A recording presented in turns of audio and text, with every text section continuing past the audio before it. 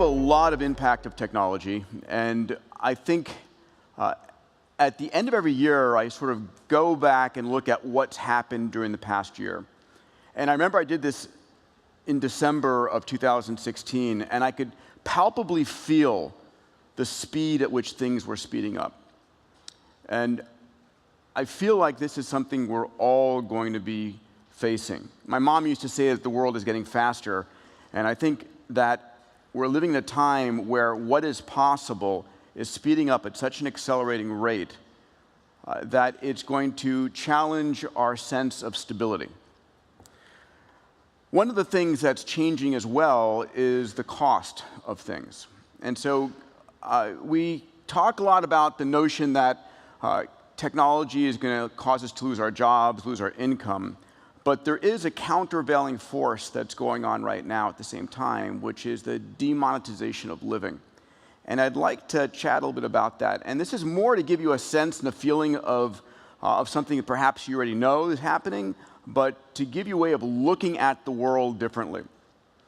So I believe we're rapidly moving towards a world where all of these things that we use, that we need to be alive, if you would, Maslow's hierarchy of needs, are very rapidly trending towards zero cost. And it's going to change capitalism in a very fundamental fashion. So there's models for what this looks like, and one of the best models, believe it or not, is the early Star Trek world. Gene Roddenberry, who created Star Trek, viewed that world as being sort of post-capitalism, where money had very little use, very little value, until the Ferengi appeared in Next Generation and screwed that all up. But at the end of the day, in a world in which technologies like the replicator exists, your ability to actually create something and have something where scarcity no longer exists, where everything becomes abundant, changes the whole economic sphere of our world. One of the technologies that is sort of in the horizon that's taking us in that direction, of course, is the whole notion of nanotechnology, nanobots. And this is sort of the Eric Drexlerian view of the future. And I know companies, Ray Kurzweil and I advise a company that's working in this specific area. And it's extraordinary to see where it can go in the not too distant future, like in the next 20 years, 30 years at the outmost, where if I have a nanobot and I ask it to replicate itself 500 times, and I give you each one of those nanobots, you then have the ability to create anything you literally want that is a function of only three things: the energy, the raw material cost, and the cost of the information. And so we're living in a world where you can have a Ferrari, a mansion, or literally anything for near zero cost. So that's sort of, if you would, the boundary condition that we're heading towards. We are, in effect, heading towards a world where a lot, not all things, but a lot of the basic things of life are going to be at near marginal cost. And a lot of what's driving this is the fact that we have faster, cheaper computers that are fundamentally driving a whole slew of technologies. And as these computers trend towards faster and faster capabilities, you've seen this chart 1,000 times from Ray Kurzweil's book, The Singularity is Near, those technologies are all getting faster. And what we're seeing is what I call the 6 Ds of exponential growth. That we're going from a world where it used to look like this to a point where everything is becoming dematerialized, demonetized, and democratized. And as we dematerialize things, as things go from hardware to bits, and the marginal cost of replicating those bits is near zero, and the marginal cost of transmitting those bits is near zero, we end up in a very interesting world. So literally, if you think about it, in the back of abundance, I go and I add up what the cost of the various applications in my phone were just 20 years ago, right? Video camera, still camera, two-way video conferencing equipment, radio, if you would, TV through YouTube, all of those things. And on the average smartphone that you might microfinance in Africa for $50, on that $50 microfinance smartphone is millions of dollars worth of hardware, millions of dollars worth of capabilities that we would have paid for just 20 years ago. And so we're heading very rapidly towards a world of dematerialization. And what I'd like to do is just take a second and look at these different fields to look at how they're being dematerialized and how they're being demonetized. So, of course, in communications and entertainment, we've seen a massive amount.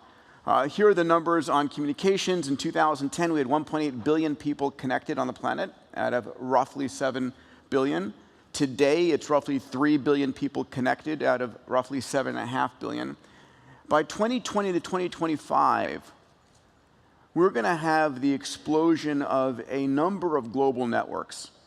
We've got Loon through Google. We've got Facebook with drones and satellites. We've got OneWeb by Greg Weiler and Richard Branson and Paul Jacobs that's launching a 900 satellite constellation delivering 400 megabits per second worldwide. You've got SpaceX and Elon Musk filing for a 4,425 satellite constellation. Effectively, what we're doing over the next 5 to 8 years is bringing 5 billion new consumers online. And these 5 billion new consumers are coming online at a marginal incremental communications cost. And they're coming online not like you and I did with AOL at 9600 baud. They're coming online at a megabit to a gigabit per second. And interestingly enough, the question, okay, they're going to have connectivity, but they're already going to have these kinds of devices. And at the end of the day, my expectation is they will, and most people will have them for free. Because as the cost of these devices get down to $10 or $20, unless you have one, I can't sell you anything. So I'm going to give you one of these devices so that you can buy things from me. Or the other thing I might get if I give you one of these devices is I get to collect the data. I get to collect and understand what you want, because data is the new gold. So we're heading towards a world of ubiquitous global connectivity, where the cost of that connectivity and the cost of the hardware is marginally approaching zero. We also have, on the entertainment side, of course, we've had an explosion on YouTube. This is 2014, 300 hours of video per minute. In 2015, it grew to about 500 hours per minute. But this is interesting, right? YouTube today serves up 1 billion hours of free content per day. So we're living in a world where communication is marginally free, where entertainment is marginally free. You heard a great presentation, those of you in the room, from Ramez Nam, and I'll just cover a few of these points. But we're living in a world where we have 8,000 times more energy hitting the surface of the Earth from the sun than we consume in a species. And as it turns out, the poorest countries in the world are the sunniest countries in the world. An interesting lineup there that shouldn't be lost on you. And as we look at this, 2016, the year that renewables were cheaper than coal, right? Coal will not ever recover. 25% of the world's power last year came from renewables. Nations around the world are fully divesting from oil and gas. Scotland, 106%. Costa Rica, well over a year running on renewables. Germany, in April, hit 85% of its electricity from renewables. You heard this from Ramez as well. India to only sell electric cars by 2030. As I fly, I'm a pilot, and as I fly over LA, when I look down over LA, I don't see the farms of photovoltaics or the farms of solar thermals. You see rooftops and you see tar. And of course, what's interesting is that we're going to turn all of those areas into solar collecting, right? This is a kilometer of solar road deployed in Normandy, and Tesla selling its solar rooftops. You saw these numbers, the actual number now that Ramez mentioned at 2.4 cents per kilowatt hour. And of course, to have abundant near-free energy, you need storage. Now, this is the gigafactory out near Reno. That's not news, but the fact that Elon's prediction that 100 of these gigafactories worldwide give us all the storage we need for a fully electric economy is pretty significant. Let's look at transportation. At Abundance 360 this year, I spent time with Jeff Holden. Jeff's a dear friend. He's a chief product officer at Uber. Previously, he was a chief product officer at Amazon. He's very smart. And his prediction is that we'll have fully autonomous Ubers on the road within 2 years. This is pilotless, driverless, fully autonomous Ubers. And as part of that, that electric autonomous cars are 10 times cheaper than owning a car. So that's a fascinating, even if it's just 5 times cheaper, 10 times cheaper, all of a sudden becomes something that if you own a Maserati or own a 5 Series BMW, you're going to park your car, you're going to sell your car, you're going to park your car, you're not going to use your car. Because when you have an autonomous electric car that's that much cheaper, that's that much more convenient, it's like you don't use your old, well, most people don't use their old film camera. You put that away and you're using your cell phone. So, interestingly enough, the question is, at what point are we going to see electric autonomous cars displace the cars on the road? Because I thought for the longest time, oil and gas was going to be holding on only because gas cars stuck around for decades at a time. But this is a photograph from New York in 1904. And if you look at this, you can spot 2 cars, 2 automobiles on the road. And I'm going to give you a chance to download all these photos at the end. By 1917, it was 100% switchover, right? We went from horse and buggy to automobiles because the value proposition was so much greater. And the question of when that midpoint took place, well, the Model T came out in 1908. 4 years later, we crossed the midpoint. And so it's interesting, and the prediction right now with Tesla coming out, with Ford and GM coming out, with Waymo now partnering with Chrysler and with Lyft, is that by 2025, car ownership will be dead. And so when you talk about the demonetization of living, all of a sudden your cost of transportation, your cost of owning a car or being chauffeured, right? Forget about owning a car. If your cost of being chauffeured around is coming down tenfold or more. I'm on the board of Hyperloop. You'll see some amazing news from Hyperloop very soon. Again, just changing the landscape of transportation. And of course, autonomous aerial taxis, right? This year, we're seeing the birth of the flying car from, Larry Page's passion with Alphabet and Kitty Hawk, with Airbus, with Uber. So the interesting thing, though, about autonomous cars and aerial taxis isn't the fact that they're demonetizing transportation, which they are. They're also going to demonetize housing. So I live in Santa Monica, and my cost of real estate is extraordinary. And if I lived an hour away, my cost of a house, the same square footage, would be 10 times less. So imagine now that you can live any place, right? Because we've seen this incredible push of people moving into downtown cities, right? They move into the city because entertainment is there, because the work is there. But imagine if you could live an hour away from the city, but sleep on your commute in. Or if you're flying with an aerial transport, you're flying in just 15 minutes. So all of a sudden, we're demonetizing housing because we're living where it's cheaper, but still have access to downtown cities. We're also going to start demonetizing housing because it's going to be cheaper to produce it. Let me share with you a short video from Abundance 360 this year with Avi Reichenthal on 3D printed houses. This is the latest. It actually happened in Thailand. This is a full-size house being 3D printed in 10 hours. Wow. And the speed and performance and intricate design that can be achieved now just boggles the mind. And this is at least, Peter, a 10x improvement over what we saw just a year ago. So, of course, labor is demonetizing, the labor to do repetitive tasks, the labor to stock boxes, the labor at the cashier. And what we're seeing are robots like this. Let me run this quick video, and we'll talk about it after. Non-expert can program and operate the robot. They're interacting side by side with the robot right in the manufacturing floor. So they're directly manipulating the arm and easily training the robot. So it's a dramatic expansion of where robots can be used and who can use them.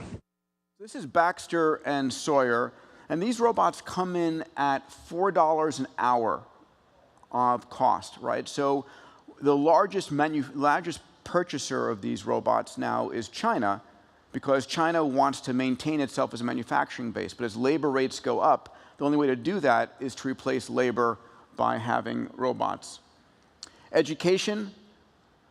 We're in the midst right now of a $15 million global learning X Prize. This is $15 million funded by Elon Musk that asks an Android software package to take a group of children who are completely illiterate and take them from illiteracy to basic reading, writing, and numeracy in the course of 18 months.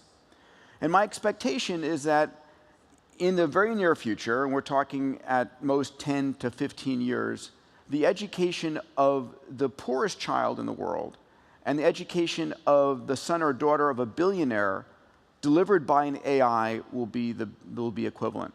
So we're heading towards a demonetization of not just education, but the best education.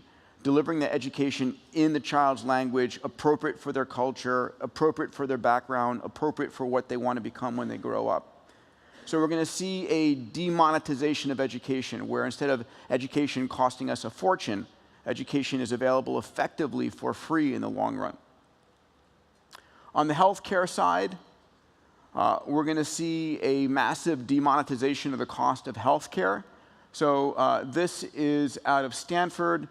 This is Sebastian Thrun's lab, in which what they've built is basically machine learning, deep learning protocols that can diagnose dermatological conditions better than a dermatologist, right? So I want you to imagine this is I have a venture fund, Bold Capital Partners, that's partnered with Singularity University. This is one of the investments we're looking at right this minute.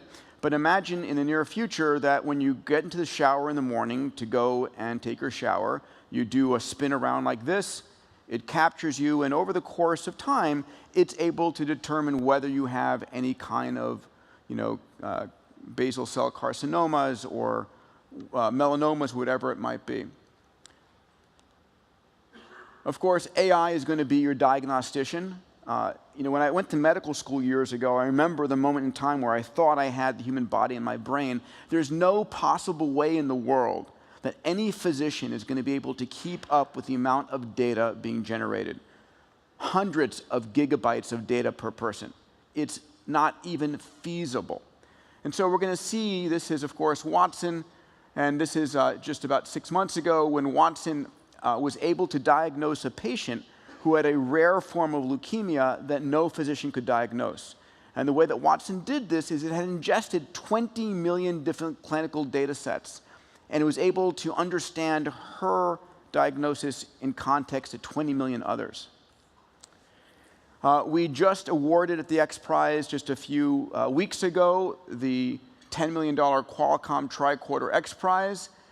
This was the winning team, a family of physicians, brothers out of Philadelphia, that came up with a technology called DXER.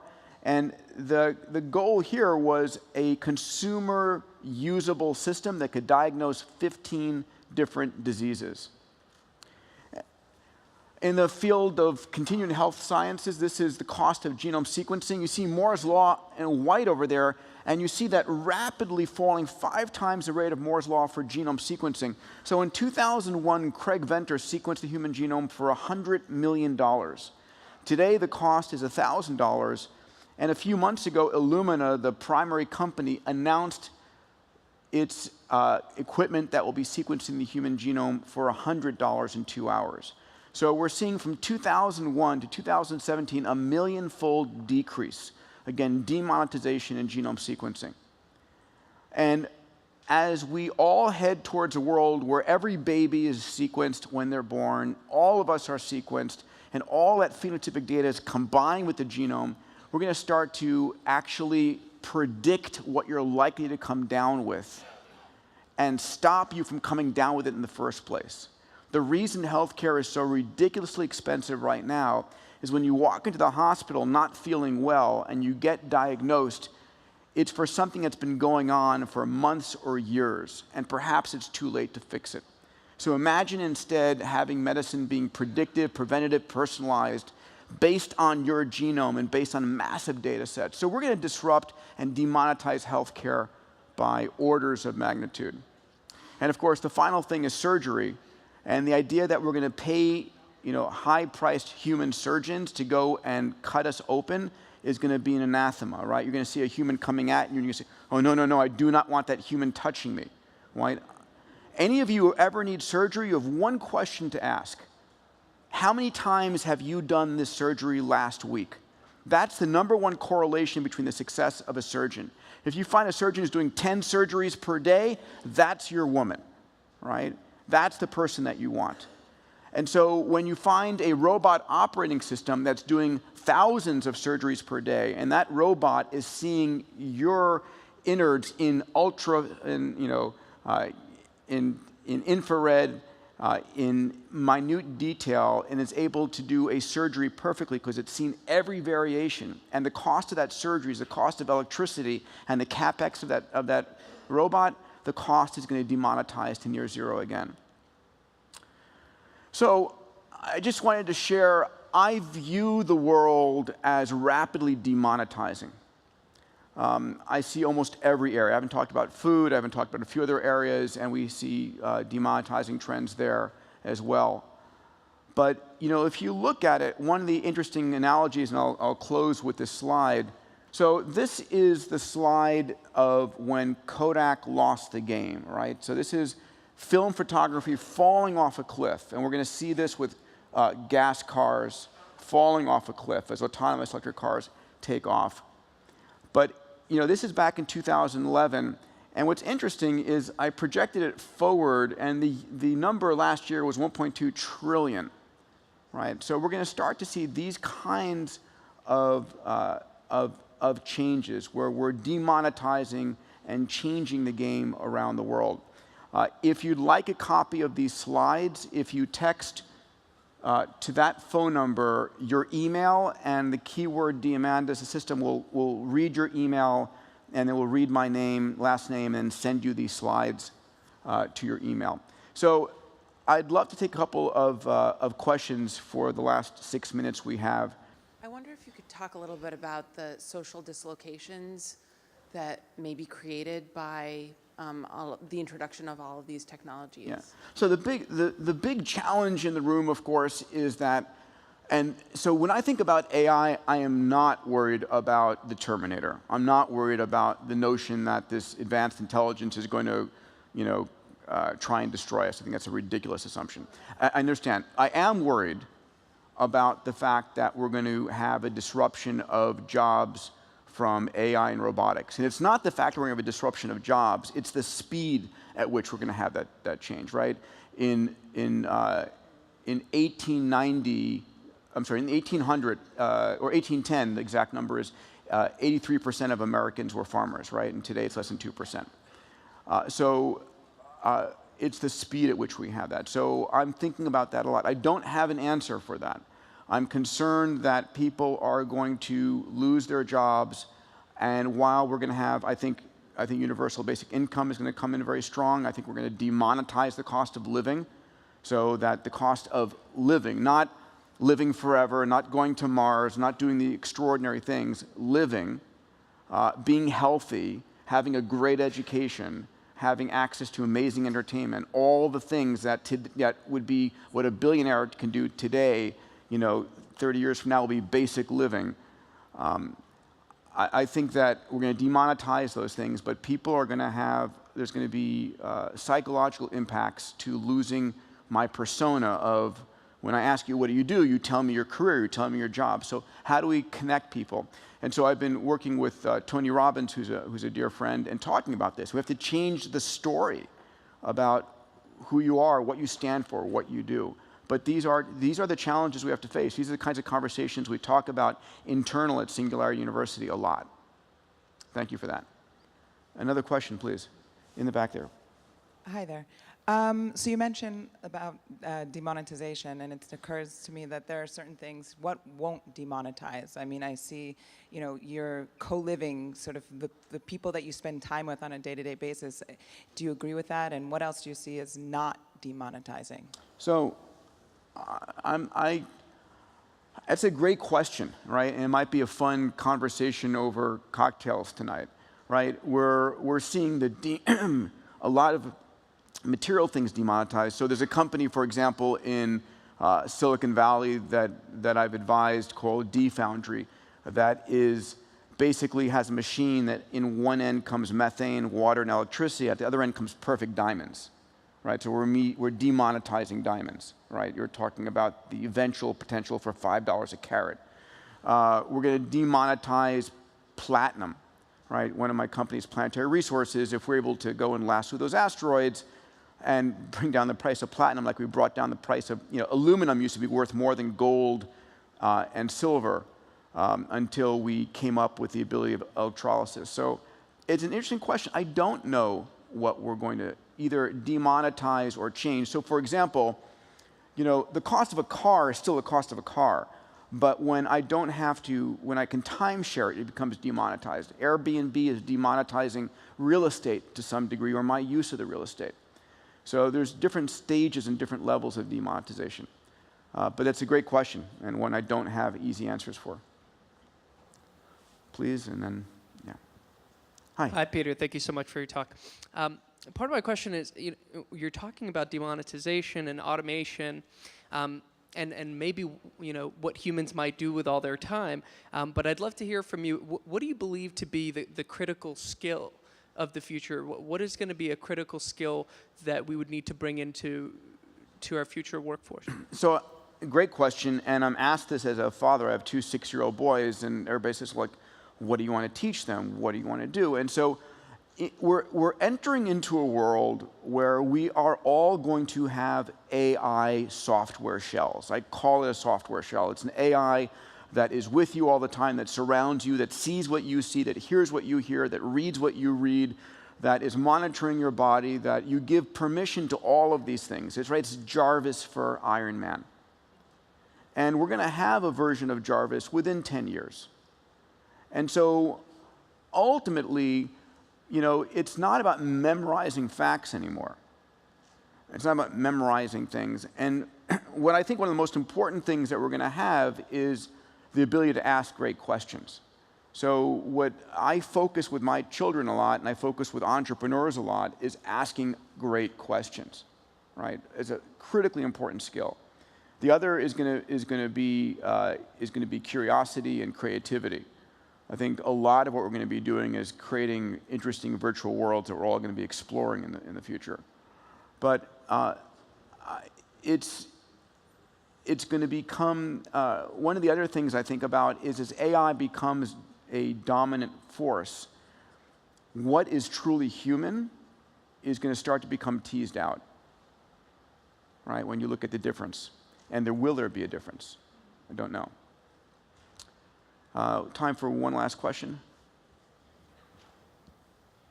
Please. So do you see a problem in most algos being created by males? I'm sorry, say that again? Do you see a problem in most algos being created by males? Most what being created? Algorithm, Algorithms. AI?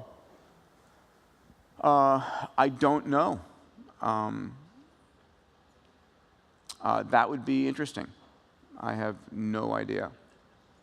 I'm all for women to be taking over the show and running and creating the algorithms. That'd be great. The question is going to be, do I see a problem when algorithms will be created by AIs?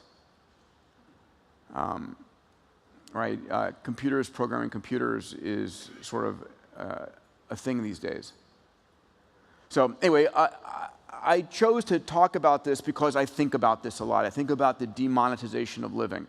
I think about it as a countervailing force to loss of jobs, partnered with UBI. But the psychological part of us humans and us needing to be proud of who we are and what we do and our place in society is one of the questions that we have to address. It's not for our kids, it's for us this decade, these next 10 years. So honor, pleasure. Thank you for joining us here, and have a great evening.